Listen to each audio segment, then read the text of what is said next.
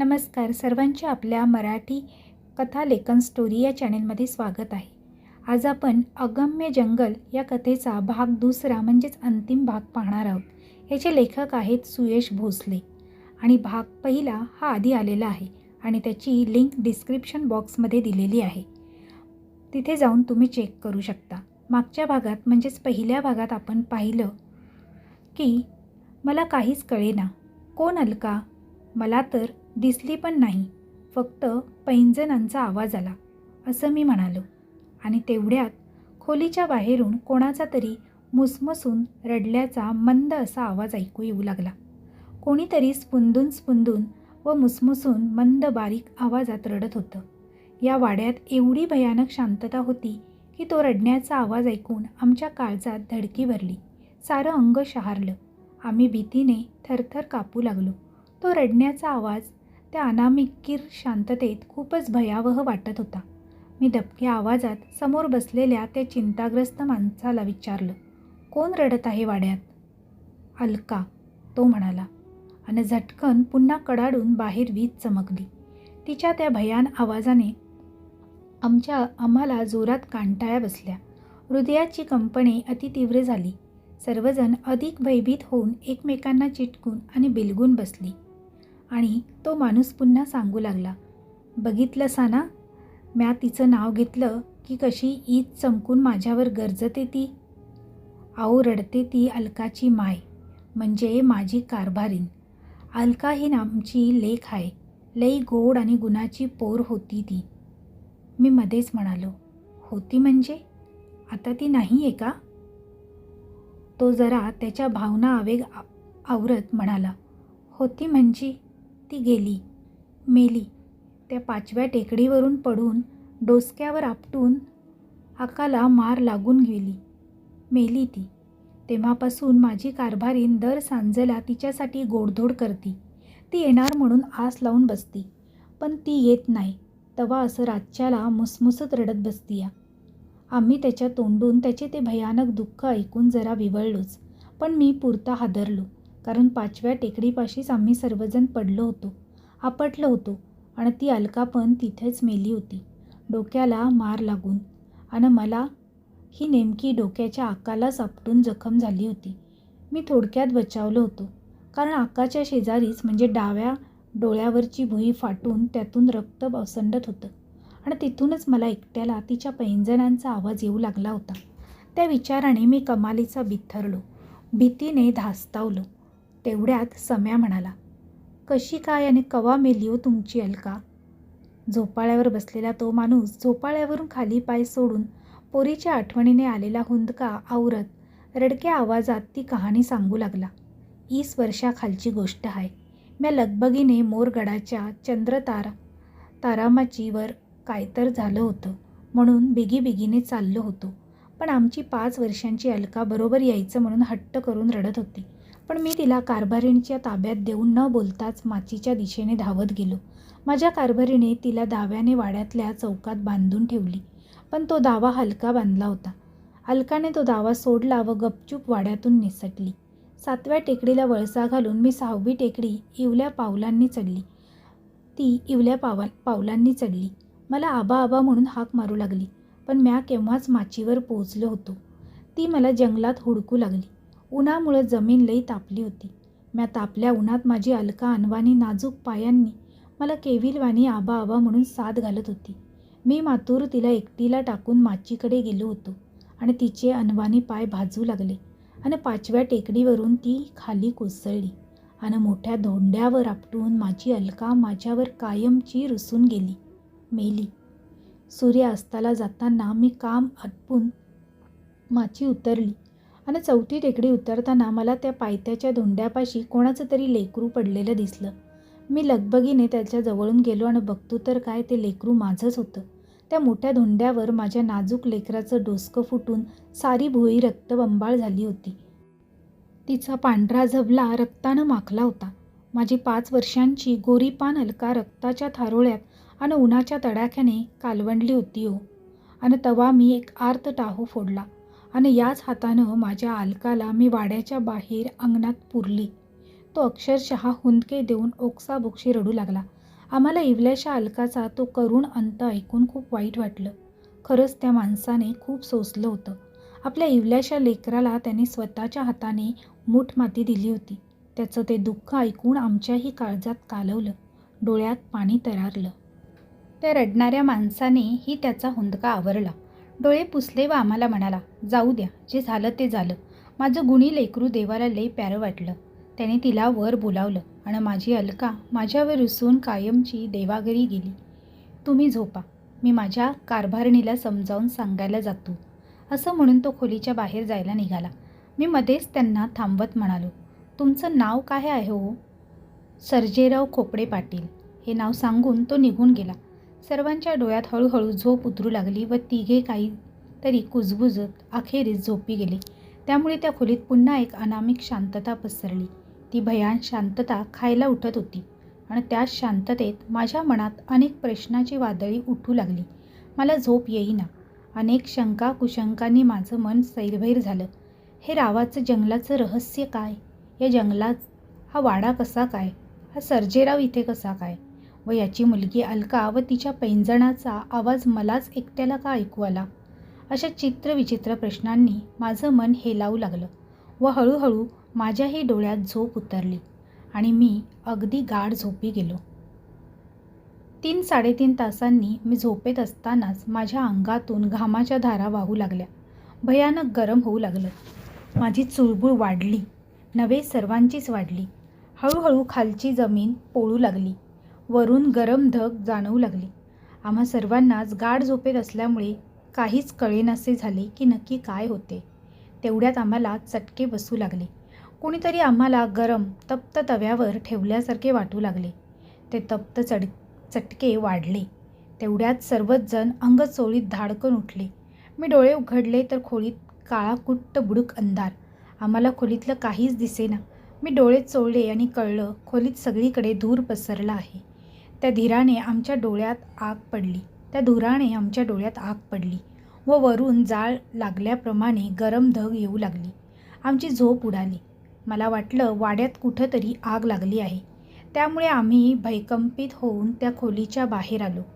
पाहतो तर काय, सगळीकडे धूर धूर. त्या धुराने आम्हाला जोराने ठसका लागला. डोळ्यात धूर जाऊ लागला आणि आग पडू लागली. आम्ही लागलीच भीतीने चौकात उड्या टाकून धावत धावत आरडाओरड करत वाड्याचा तो लाकडी दरवाजा उघडत बाहेर पडलो. धावत धावत जरा अंतरावर येऊन थांबतो न थांबतोच तो वाडा भडकून पेटला. संपूर्ण वाड्याला आग लागली. त्या वाड्याला उंच धगधगत्या ज्वाळांनी घेरलं. कोणीतरी बाहेरून पेटवल्यासारखा वाडा क्षणार्धात पेट घेऊ लागला. त्याची आग क्षणाला काळ्या धुराचे लोळ ओकू लागली. ते भयंकर दृश्य पाहून आम्ही पुरते हादरलो. वाड्यात असणाऱ्या सर्जेराव व त्याची बायको कुठे आहेत हे पाहू लागलो. त्यांना वाड्यात शोधायला जाणे अशक्य होते. सर्वांची अवस्था खूपच भयभीत झाली. सर्वजण लटापटा कापू लागले, रडू लागले. त्या अगम्य जंगलात भर मध्यरात्री तो वाडा अगदी भडकून पेटला होता. तो वाडा भडकून पेटला व तेवढ्यात त्या पेटलेल्या वाड्यातून एक आर्त किंकाळी बाहेर पडली. धनी, मला वाचवा, धनी वाचवा, अशा प्रकारची किंकाळी त्या वाड्यातून बाहेर पडली. ती आर्त किंकाळीने सारा आसमंत दमदमून उठला. झाडात झोपलेले पक्षी आकाशात उडाले. रातकिड्यांची किरकिर वाढली. जंगलातील प्राणी विचित्रपणे ओरडू लागले व तेव्हाच आकाशात मोठ्याने पुन्हा एकदा वीज कडाडली. ती वाड्यातली भयंकर किंकाळी व तो जंगलातील पशुपक्ष्यांचा कल्लोळ ऐकून आम्ही तर खूपच धास्तावलो व आम्ही भयभीत होऊन तेथून वाट फुटेल तिकडे जीवाच्या आकांताने धावू लागलो. धावत सुटलो आणि क्षणार्धात मुसळधार पावसालाही सुरुवात झाली. आकाशात विजेचा गडगडाट व भयंकर भरसन सुरू झालं व त्या भयप्रद जंगलातून आम्ही चौघेही अंधारात जीव मुठीत घेऊन धावू लागलो. रावाच्या भयप्रद जंगलातून आम्ही चौघेही जीव मुठीत घेऊन जीवाच्या आकांताने त्या कीर झाडाझुडपातून, गर्द काळोखातून, पालापाचोळा, चिखल पाणी आणि काटेकुटे तुडवत अनवाणी पायांनी धावू लागलो. आम्हाला धावताना कशाचंच भान उरलं नव्हतं. जंगलातील ते काटेकुटे तुडवताना आमच्या पायात बूट नाहीत हे पण आमच्या लक्षात नव्हतं. आमच्या बॅगा, त्यातील साहित्य, मोबाईल, कपडे व बॅटऱ्या देखील वाड्यात अडकून आगीच्या भक्ष्यस्थानी गेल्या होत्या. त्याचे आम्हाला किंचितही स्मरण उरले नव्हते. आम्हाला समोर दिसत होता तो भडकून पेटलेला सर्जेरावाचा वाडा आणि त्या कानात घुमत होत्या आगीने होरपळून निघणाऱ्या सर्जेरावाच्या बायकोच्या आर्त किंकाळ्या. आणि त्याने भयभीत होऊन, बेभान होऊन आम्ही एक सलग त्या भयानक मुसळधार पावसात फक्त आणि फक्त धावतच होतो. बाकी कसलेही भान आम्हाला उरले नव्हते. धावतच होतो. 1 तास, 2 तास, 3 तास झाले तरी आम्ही धावतच होतो. पण ते भयान जंगल व तो ढगफुटी झाल्यासारखा अखंड कोसळणारा पाऊस काही संपायचा व थांबायचा नावच घेत नव्हता.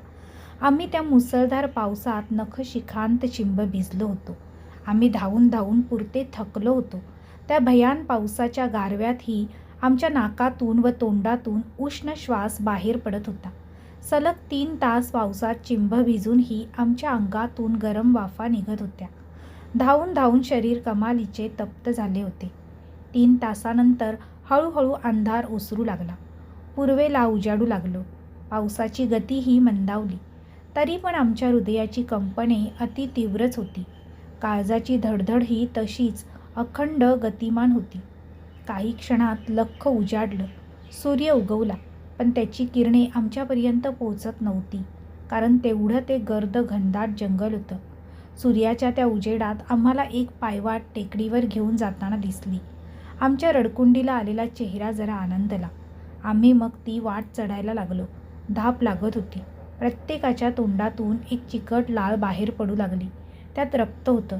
ते हाताच्या फाटलेल्या बाहीने पुसत पुसत आम्ही टेकडीच्या माथ्यावर आलो आणि सभोवतालचे सारे भयप्रद जंगलाचे विहंगम दृश्य नजरेस पडले आणि आम्ही त्या माथ्यावर आमचं सारं अंग लोटून देऊन पहुडलो. सारी धाप अवकू लागलो. डोळे मिटून त्या कोवळ्या उन्हात जमिनीवर पडून गळावळा लोळू लागलो. जोराने ओरडू लागलो. डोळ्यातून पाणी उघडू लागलं. आमच्या सर्वांच्या पायात एक भयानक वेदना होऊ लागली. छातीत कळ मारू लागली. छाती धपापू लागली. एकाच वेळेस शरीरातून अनेक वेदना वेफाळून येऊ लागल्या. त्या भयंकर वेदनेच्या भयान दुःखाने सर्वजण विचित्र आर्त किंचाळू लागले. त्याने सारा आसमंत दमदमू लागला. आम्ही काळाने आमचं किंचाळणं थांबलं. काही काळाने आमचं किंचाळणं थांबलं. ऊनं वाढू लागलं. आम्हाला ते पोळू लागलं. आम्ही उठलो व सावकाशपणे ती टेकडी उतरू लागलो. टेकडी उतरतानाच वरून आम्हाला 2 माणसे पायथ्याला वळसा घालून जाताना दिसली.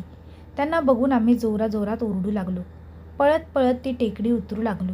पण ती माणसे थांबायला व आमचं ऐकायला तयार नव्हती. ती माणसं आमचं ऐकून पण न ऐकल्यासारखं करत हातात काहीतरी घेऊन कुठेतरी चालले होते. एकाच्या हातात मोठी परात व त्याच्यावर एक लाल फडके झाकले होते व दुसऱ्या माणसाच्या गळ्यात लिंबाचा हार होता व हातात एक कलश व त्यात कुंकाने माखलेला लालबुंद नारळ होता व तो डोळे मिटून काहीतरी पुटपुटत चालत होता. ते 2 माणसे पुढे निघून गेले. मग आम्ही पुढची टेकडी चढली व ती उतरली. पर त्या टेकडीच्या पायथ्याला 4-5 झोपड्या दिसल्या. आम्ही खुश झालो. अखेर आम्हाला मनुष्यवस्ती लागली म्हणून. आणि तिथे गेल्यानंतर पहिले पाणी पिण्यासाठी आमचा जीव कासावीस होत होता. कारण रात्री पाऊस होता म्हणून पाण्याची गरज भासली नाही. तहान लागली नाही. पण आता ऊनं वाढत होतं आणि आमचं चढणं उतरणं चालू होतं म्हणून आम्ही तहान लागून पाण्याने व्याकुळ होत होतो. आम्ही चौघे धावतच त्यातल्या एका झोपडीपाशी गेलो आणि मी हाक मारली, "कोण हाय का? पाणी आणा पाणी." म्हणत त्यांच्या अंगणात अवसनच गेल्यासारखे बदकन खाली बसलो. त्या झोपडीमधून एक म्हातारा हातात पाण्याचे 4 तांबे घेऊन बाहेर आला. आम्ही ते त्याच्या हातातून हिसकावून गटागटा क्षणात पिऊन टाकले. त्याने पुन्हा पाणी आणून दिलं. आम्ही पुन्हा ते लगेच संपवले. त्याने त्यानंतर आम्हाला 4दा सलग पाणी आणून दिले. मग कुठे आमची तहान शमली. आमचं मन शांत झालं आणि आम्ही तृप्त झालो. तेव्हा तो म्हातारा आमच्याकडे पाहत म्हणाला, "कुठून आलासा पोरा हो तुम्ही? आणि तुम्हासनी एवढं खर्चटलं लागलं कसं काय? काय झालं तुमच्या संगट?" त्या म्हाताऱ्याने आमच्याकडे पाहून विचारले. ते शांतपणे ऐकून मी कालच्या व विपरीत रात्री काय काय अघटित घडलं ते सगळं त्यांना सांगितलं. आमचा चकवा, पैंजणांचा तो आवाज, सर्जेरावाचा तो वाडा, त्याची बायको अलका व भर मध्यरात्री पेटलेला तो वाडा व सर्जेरावाच्या बायकोची ती आर्त किंकाळी. त्या म्हातारेचे माझं सर्व गंभीर चेहरा करत ऐकून घेतलं व म्हणाला, अरे पोरा, तिथे कोणता वाडा नाहीच. तो रावाचा वाडा कवाच म्हणजे 4 वर्षापूर्वीच जळून खाक झाला आहे आणि तुम्ही त्यासने भेटला ती कवाच त्या वाड्यात जळून मेलेली भूतं होती पोरा हो. त्याचा तो भयानक खुलासा ऐकून आम्ही चक्रावलोच. मला तर आता गरगर चक्कर येऊ लागली, मतिगुंग होऊ लागली. मला वाटलं होतं सर्जेरावाची मुलगी अलका भूत आहे आणि कालच्या वाड्याला लागलेल्या आगीत सर्जेरावाची बायकोच भस्मात झाली आहे. कारण काल तिचीच केवळ आम्हाला आर्त किंकाळी ऐकू आली होती. सर्जेराव कुठे गेला याचा कुणालाच थांग पत्ता लागला नव्हता. मी त्या म्हाताऱ्याला भीतीने थरथरत विचारू लागलो, तुम्हाला कसं माहीत हे सगळं? आणि तुम्हाला माहीत आहे हा सर्जेराव कोण होता ते? माझा प्रश्न ऐकल्याबरोबर तो म्हातारा चिडक्या स्वरात मला म्हणाला, अरे सर्जेराव हे आमच्या खोपडेवाडीचे पाटील होतं आणि चंद्रभान देसाईचं इमानी चाकर होतं. आमच्या राजाने सर्जेरावाच्या वडिलांना म्हणजे शूर झुंजाररावांना त्यांच्या निजामाबरोबरच्या झगड्यात बहादूर कामगिरी केल्यामुळं परंपरागत राव हा किताब दिला व तसंच या वाडीची पाटील व मोरगडाची चंद्रतारा माचीची सरनोबत हे पदही दिलं होतं. झुंजारावासारखे सर्जेराव देसाईचे इमाने इतबारे सेवा चाकरी करत होता. देसाईची मोरगड व शुक्रगडावर व त्याच्या मधल्या या विस्तीर्ण जंगलावर आधिपत्य होतं. हे सांगताना त्याची छाती अभिमानाने फुगून आली व आम्हाला अनभिज्ञ असलेल्या एका वीराची माहिती मिळाली.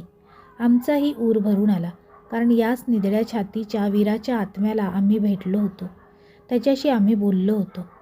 मग त्यांच्या वाड्याला कोण आग लावली हो, व ते कसे मेले या वाड्यात? अमोलने एक अतिशय गंभीर असा प्रश्न त्या म्हाताऱ्याला विचारला. तो प्रश्न ऐकताच त्या म्हाताऱ्याचे डोळे लालबुंद झाले, डोळ्यात पाणी तरारलं व तो बोलू लागला. 400 वर्षापूर्वी एका अभद्र संध्याकाळी सर्जेराव आमचं धनी चंद्रतारामर्चीवरची राजा संकट फौजेची मोजदाद करत होतं आणि एक हेर धावत धावत धापा टाकत येऊन म्हणाला, राज घात झाला. निजामानं सारं जंगर येरबाडलंय राज आणि तो गडाला वेढा टाकतूया. हेराची ती बातमी ऐकून राजे व सर्जेराव हादरले. राजे सर्जेरावांना म्हणाले, राव चंद्रतारा सांभाळा, फौज गोळा करा. गनिमाने गड घेतलाय आणि त्वरित बाल किल्ल्याकडे कूच करतो. तुम्ही लढाईची पूर्वतयारी सुरू करा. असे म्हणत राजे बाल किल्ल्यावर गेलं. सर्जेराव माचीचा बंदोबस्त करू लागलं. फौजेला गोळा करून प्राण जाईस्तोर लढण्याचं आणि गड निजामाच्या हाती न पडण्यासाठी अखेरपर्यंत झुंजण्याचं वचन घेतलं. आणि तेवढ्यात माचीवरच्या एक शिपाई कडाडला. सरनोबत जंगलात तुमच्या वाड्याच्या दिशेने धुराचे लोळ उठू लागले ते ऐकताच सर्जेराव चरकले. त्यांना आठवलं, वाड्यात त्यांच्या कारभारीण एकलीच आहे ती. त्यामुळे ते वाड्याच्या दिशेने एकलच जीवाच्या आकांतानं धावू लागलं. गडावरचा एकही शिपाई न घेता आमचं धनी एकलंच वाड्यापर्यंत येऊन पोचलं तर तो वाडा भडकून पेटलेला आणि आगीच्या ज्वाळा बाहेर फेकीत होता. पण गनीम कुठंच नजरेस पडत नव्हतं. बहुतेक त्यांनी वाड्याला आग लावून धूम ठोकली होती. जळता वाडा पाहून सर्जेरावाच्या डोळ्यातून ज्वालामुखी बाहेर पडू लागली व त्यांच्या कारभारीने वाड्यात एकटी अडकलेली आहे म्हणून तिला वाचवण्यासाठी धन्याने जळत्या वाड्यात उडी घेतली व आत शिरलं. त्यांना हुडकू लागलं. कारभारीण म्हणून मोठ्याने आरडू लागलं. तेवढ्यात वाड्याच्या बाहेर चरायला नेलेल्या शेळ्या घेऊन धावत त्यांच्या कारभारीण आल्या व त्यांना पेटलेल्या वाड्यात कारभारिणीला वाचवण्यासाठी शिरलेल्या सर्जेरावांची हाक ऐकू आली व क्षणाचाही विलंब न करता त्यांनीही वाड्यात उडी घेतली व दोघेही एकमेकांना वाचवण्यासाठी वाड्यात शिरून आगीच्या भक्ष्यस्थानी पडली व मेली. त्या सांजला या निर्दय नियतीने लई विचित्र आणि अघोरी खेळ खेळला आणि त्याच्या दुसऱ्याच महिन्यात मोरगड निजामाशी लढता लढता पडला. या जंगलात घणघोर युद्ध झालं. हजारो मुंडकी छाटली गेली, रक्ताचे पाट वाहिले आणि अखेरीस निजामाने कपटाने चंद्रभान देसाईंची निर्घुण हत्या करत त्यांचं राज्य मिळवलं व त्यानंतर हे जंगल पण पेटवून दिलं आणि ही वाडी पण जाळून टाकली. काय, ही वाडी पण जाळून टाकली? मी चक्रावून म्हणालो. वय, ही वाडी पण तेव्हाच जाळून टाकली निजामानं, म्हणत तो मोठ्याने आक्रोश करू लागला. आम्ही त्याचे हे विचित्र रूप पाहून भेदरून गेलो व वाडीभर नजर फिरवली तर ती वाडी खरंच आगीत भस्मसात झाल्यासारखी दिसत होती आणि त्या वाडीत हा एकटाच म्हातारा आम्हाला दिसत होता. मला कळलं की ही वाडी व म्हाताराही खरा नाही व आम्ही तेथून लागलीच उठून तेथून भयान वेगाने पळत सुटलो. तो म्हातारा त्याचा आक्रोश करू लागला, मोठ्याने आरडू लागला, जसं काय तो आगीत होरपळून निघत आहे. आम्ही पुन्हा त्या जंगलाच्या वाटेने जीवाच्या आकांताने धावू लागलो. पण धावता धावता मला एक गोष्टीचं दुःख वाटू लागलं. सर्जेरावाच्या त्या पेटलेल्या वाड्यात कुणीच नव्हतं. केवळ एकमेकांबद्दल असलेल्या ओढीने व काळजीने त्यांनी एकमेकांचा जीव वाचवण्यासाठी त्या आगीत वेढलेल्या वाड्यात उडी घेतली होती व दोघांचाही त्याच वाड्यात व कदाचित एकमेकांच्या कुशीत ते कायमचे विसावत ते दोघे जळून भस्मसात झाले. खरंच नियती कसा अघोरी व विपरीत खेळ खेळते ना माणसांबरोबर. निर्दय नियतीने त्यांच्याबरोबर केलेली ती क्रूर चेष्टा भूतकाळातील एक भयान शोकांतिका म्हणून माझं काळीज जाळीत होती. मी भयान चरफडलो व भयान पळत सुटलो. त्यात भर म्हणून अनेक प्रश्नांनी माझ्या डोक्यात थैमान घातलं होतं. सुरुवातीला पैंजणांचा आवाज ऐकून मी हादरलो. नंतर कळलं तो आवाज अलकाच्या पैंजणांचा आवाज होता, पण वाटलं ती भूत आहे. नंतर वाडा पेटला आणि आम्ही धावत त्या वाडीत पोचलो. त्या म्हाताऱ्याने सांगितल्याप्रमाणे मला सर्जेराव व त्याची बायको जळून मेल्याने ते भूत वाटले, पण नंतर तोही म्हातारा जळून मेलेला भूतच होता. पण मग या झपाटलेल्या रावाच्या जंगलात अजून किती भूतं आम्हाला भेटणार होती व आम्ही या भयप्रद जंगलातून कधी बाहेर पडणार का नाही, का असेच धडपडून व वेडे होऊन इथे अन्न पाण्याविना तडफडून मरणार? या भयंकर जीवघेण्या प्रश्नांनी मी पुरता हादरून गेलो. धावता धावता एका टेकडीच्या खडकात खोदलेल्या गुहेच्या जवळ आम्ही आलो. ती गुहा मोठी विस्तृत होती. गुहेच्या समोर येताच कळलं की त्या गुहेत कोणत्या तरी देवाला पूजलं जात आहे, कारण देवाची दगडी मूर्ती होती. त्यासमोर हार, फुलं, फुटलेले नारळ व कुंकू होतं. तेवढ्यात आमच्यासमोर एक वृद्ध, केस, दाढी वाढवलेला, उंचापुरा व भगवे वस्त्र नेसलेला अनोळखी माणूस आला व आमच्यावर नजर रोखीत म्हणाला, "कोठून आलात तुम्ही आणि तुमची अशी बिकट व विचित्र अवस्था कशी झाली?" मी दबकत त्यांना सांगितलं, "त्या सर्जेरावाच्या वाड्यातून आलो आम्ही." त्याला लगेचच जे कळायचं होतं ते कळलं. तो मोठ्याने कोणते तरी विचित्र मंत्र म्हणत त्याच्या हातातल्या तांब्यातलं पाणी झटकन आमच्यावर फेकलं. ते मंतरलेलं पाणी आमच्या तोंडावर पडलं, पण एक प्रकारची वाफ तोंडातून बाहेर पडली. सर्वांच्याच एकसाथ ठसका लागला.